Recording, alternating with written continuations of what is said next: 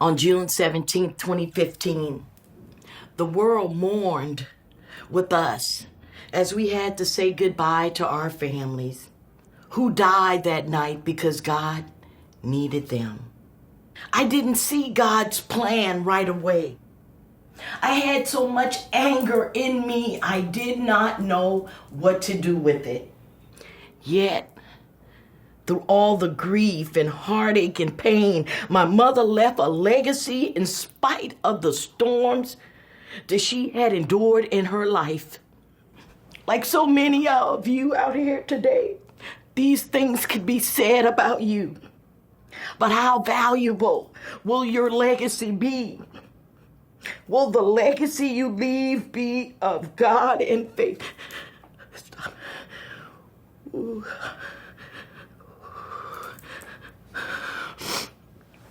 Okay.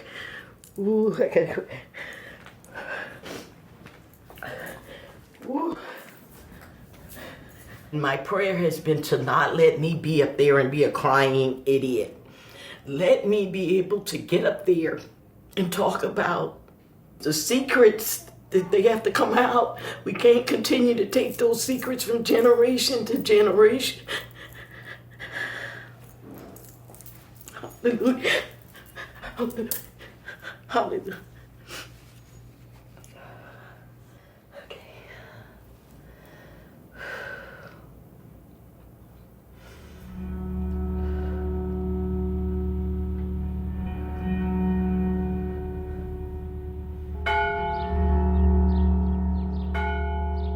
All rise. Thank you very much. Please be seated. Today is June 19th, 2015, Charleston County Bond Court. I'm Judge James Gosnell, the Chief Magistrate of Charleston County. This is the case of State versus Dylan Roof.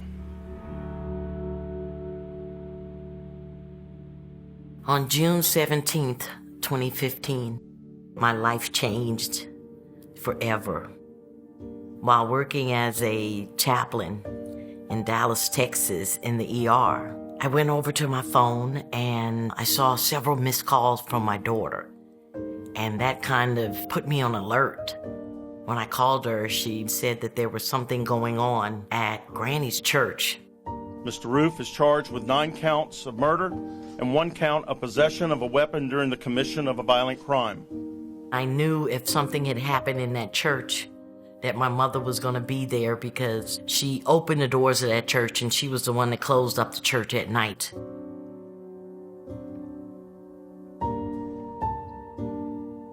So this 21-year-old, he had gotten himself to believe that he needed to do something to cause a race war, and went in there and shot and killed 9 people, which included my mother, Mrs. Ethel Lance, and my cousin, Miss Susie Jackson, who was 87 years old. And then my cousin Tywanza, who was the youngest that got killed. He was 26. And all the others, Reverend Pinckney and Cynthia Hurd, and the names. And Amazing grace, how sweet the sound that saved a wretch like me. We have victims, 9 of them. And we're going to reach out to everyone, all victims, and we will touch them. I was just angry that black people still have to deal with those kinds of thinking. I was just totally morally wounded. Yeah. Would you like to make a statement in regards to this hearing concerning Ethel Lance as a victim, ma'am? 48 hours after they were killed, a lot of the family members were at the bond hearing for Dylan Roof. They televised the hearing. I was still in Dallas, Texas, so I was not able to make it. And watching the news, when my sister Nadine walked up to the podium, I had no earthly idea that the words, "I forgive you," if God forgive you, would even come out of her mouth. You are representing the family of Ethel Lance, is that correct? Yes. And you are whom, ma'am? The daughter. The daughter. I'm listening, and you can talk to me. I just want everybody to know, to you, I forgive you. You took something very precious away from me. I will never talk to her ever again. I will never be able to hold her again. But I forgive you.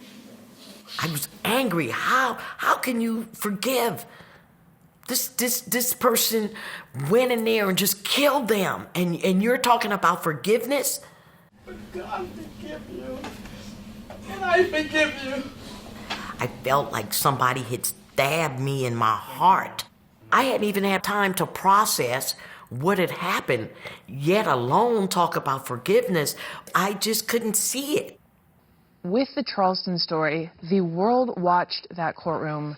I want to say it was the day after, whenever he was taken in. You saw family member after family member forgiving him.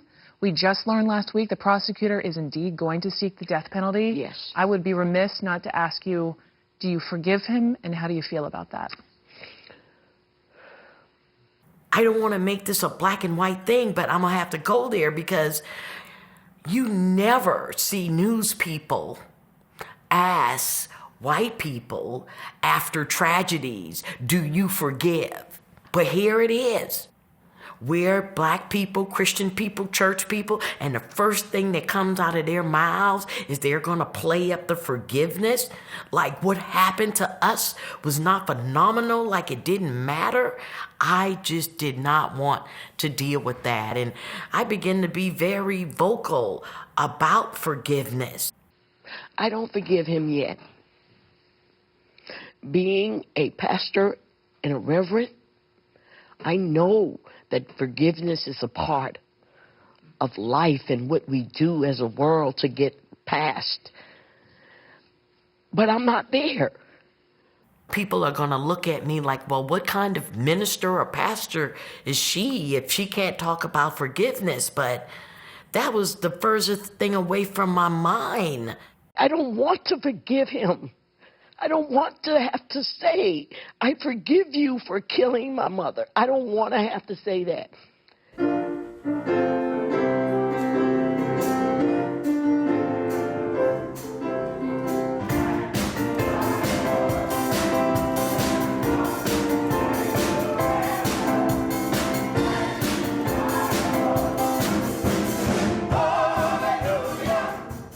Evil walked into a church and tried to kill people of faith, tried to kill what they represented as black people, tried to kill what they were as Christians.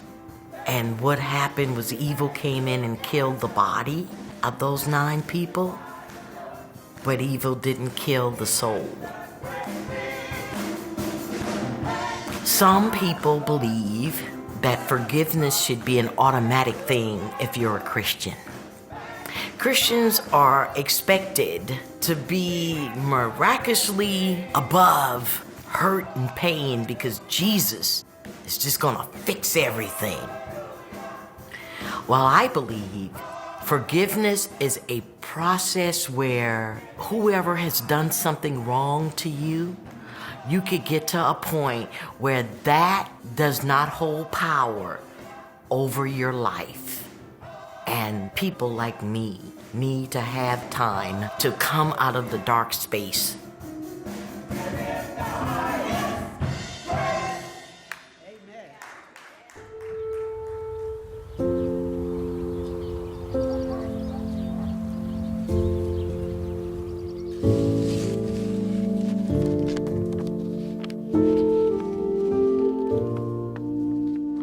What can I say about my mother? She was a giver. You could not go and visit my mom's house without walking out of that door with something in your hand, or you would leave with a full belly of good Charleston cooking.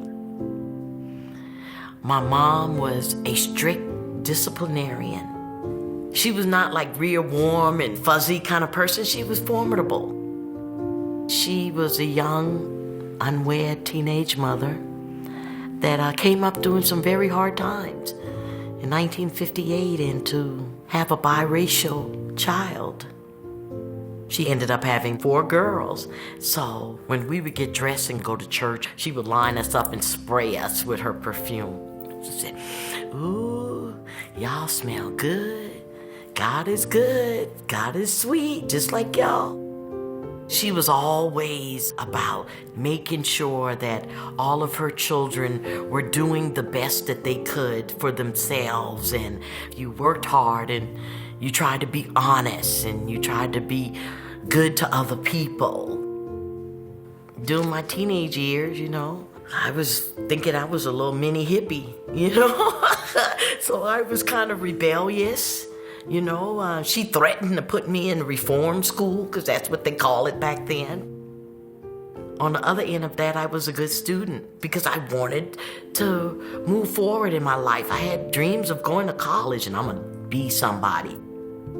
She put that spirit in me that you can have anything you want if you work hard and if you want the right thing. The plan was that I would graduate college, I would go to law school, be a lawyer, and then eventually get into politics. That was the dream. Well, my senior year in college, I met my ex-husband. I ended up getting married. I did get accepted into law school, but I did not go. After she got over all of that, we were on the phone one Sunday, and I said, "Mama, do you actually know who my father is?" And there was just dead silence. And she said, "I thought I was going to take this to my grave. But let me tell you what happened." And she told me about working in a furniture store after school, having been sent upstairs to get something, and being raped by 3 white men, keeping that inside of her, all of that shame and guilt. And I thanked her. I thanked her for going through 9 months. I thanked her for not aborting me, because who would have blamed her if she had tried? I was hurting for her to have carried all these years, to have to look at me and love me after all that had happened to her. Ooh.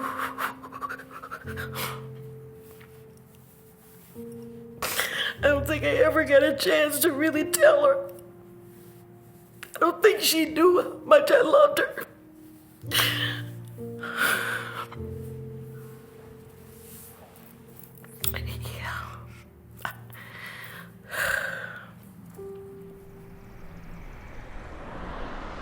When you look at it from an African-American perspective, it seems as if within the African-American church, we have done a lot of forgiving.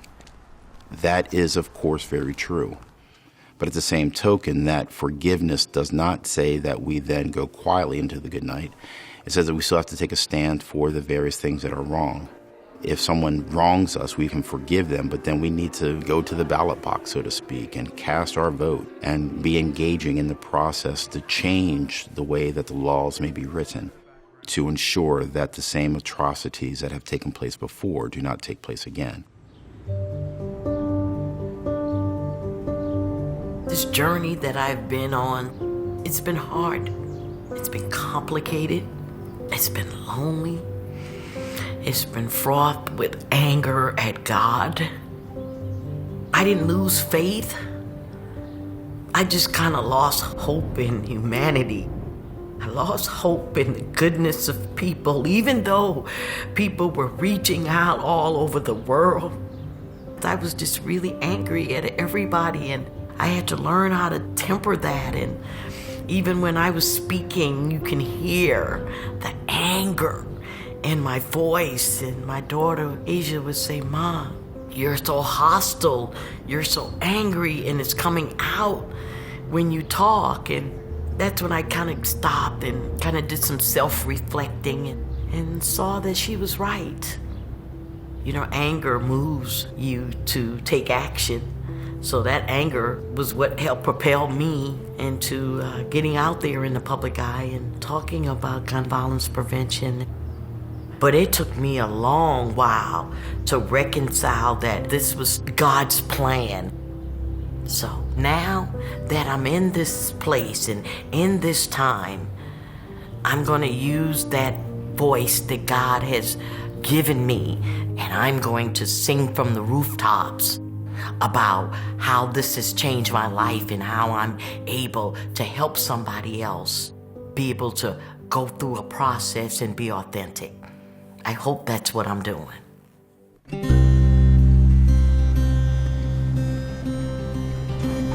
Oh, man.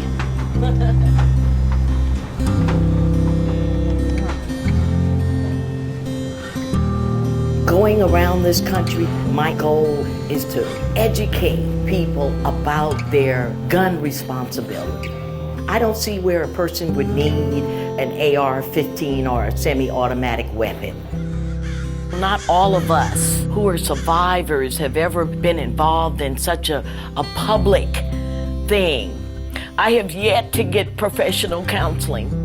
My son is a clinical psychologist, and he said, "Mom, when are you gonna stop running?"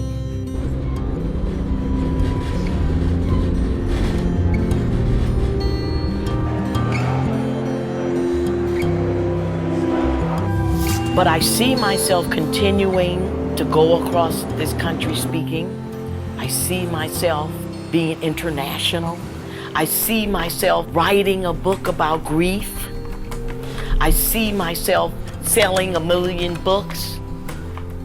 I just don't know what else to say, but dig in your heart. Tell your story every chance you get. One person at a time, y'all.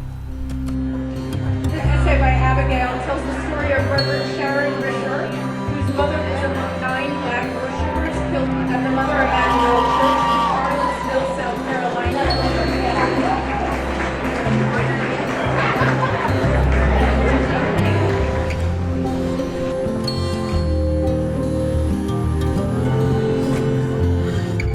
Senators, everybody, we can build a safe future and spare other communities from experiencing tragedy by someone who should have never had access to a gun.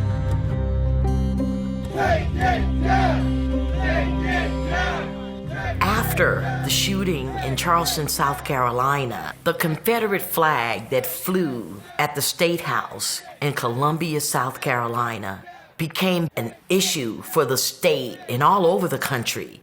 Yet again, there was a symbol of African Americans being oppressed in America and what that flag represented. It did not represent history to us. It meant oppression. It meant that we were sold. But we are not going to allow this symbol to divide us any longer. The fact that people are choosing to use it as a sign of hate is something that we cannot stand.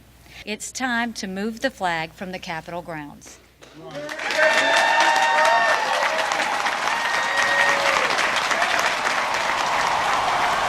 The Confederate flag came down on July 10th, 2015, which just happened to be my birthday. I saw that flag come down, and I was like, "Mama, look what you have helped accomplish. You, the person who never wanted to be in the spotlight, the person that always felt like she wasn't good enough. Everybody in this country, Mama, knows your name." I'm just proud to know that my mom and those 9 angels had a part in doing something that the people of South Carolina could not do on their own. It took death to bring that flag down. On Saturday, the worst anti-Semitic attack in this country's history. 11 people killed in cold blood. The alleged shooter is an anti-Semite. So right now, I'm headed to a studio to appear on CNN Tonight with Don Lemon. Oh. I want to let America know that what has happened in Pittsburgh and what happened in Charleston, that there's a common thread and there's a bond, and how this tragedy won't keep people like me from stop trying to get the message out that hate is not going to take over our lives. Do you think that this president should visit Pittsburgh?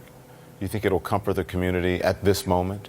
Leave them be for right now. Let them be able to cling to each other as a community and as family members, try to navigate through how they will be able to go on for the next days and weeks following this.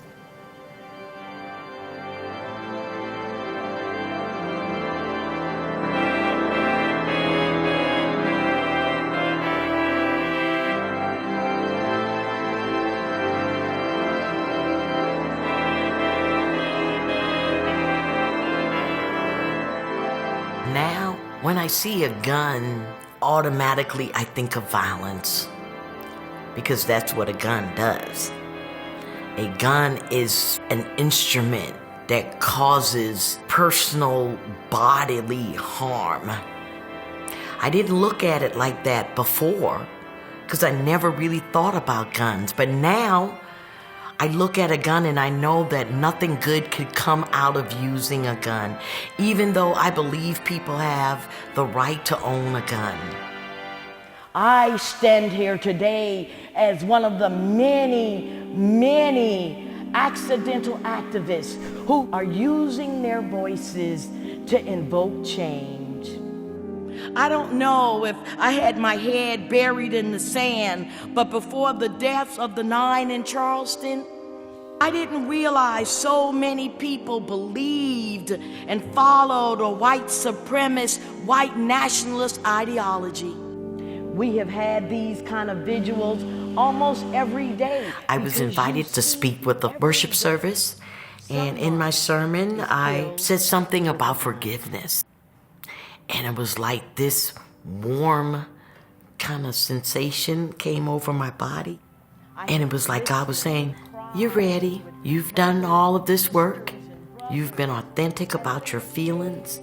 You've said it to any and everybody that would listen. I feel satisfied that you have gotten to the point where you could forgive him. It wasn't like a big epiphany, like, bam, I forgive him. It was because I had done the work. I was able to say the words out loud, I forgive you, Dylan Roof. I beg you to take whatever means necessary through the power of your heart, through the power, through your vote. And I just kind of went on and finished my sermon. Then I don't ever have to deal with the forgiveness again, because that's done with. So now I don't really carry that ache in my heart that I carried around for so long. And I had stuff to do.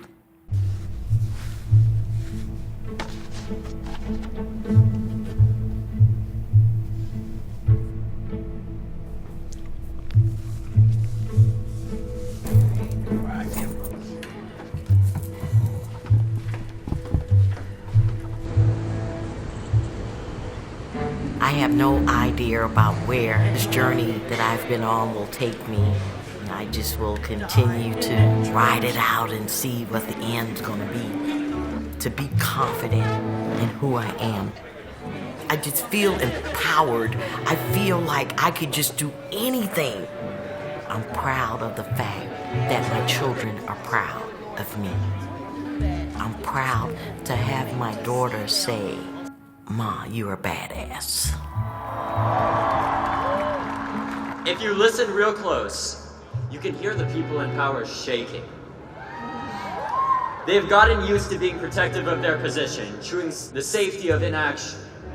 96 people die every day from guns in our country, yet most representatives have no public stance on guns. And to that, we say no more.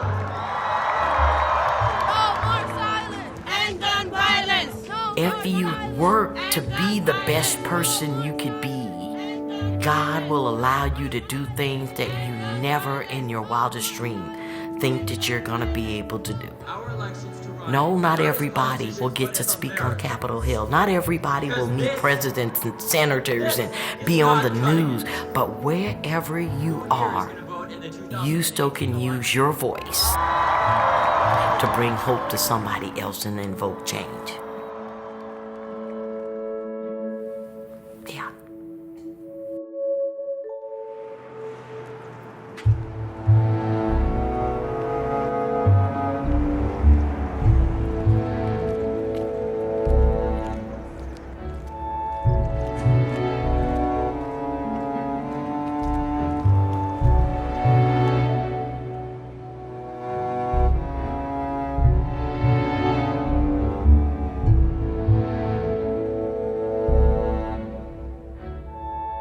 So I'm going to start this reading with chapter 2.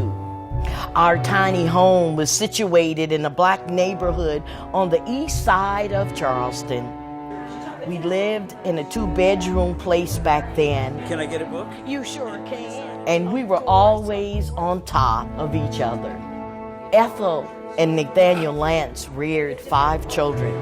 Myself, Sharon, Terry, Gary, Esther, and Nadine. All of us kids got along, mainly because we didn't have a choice.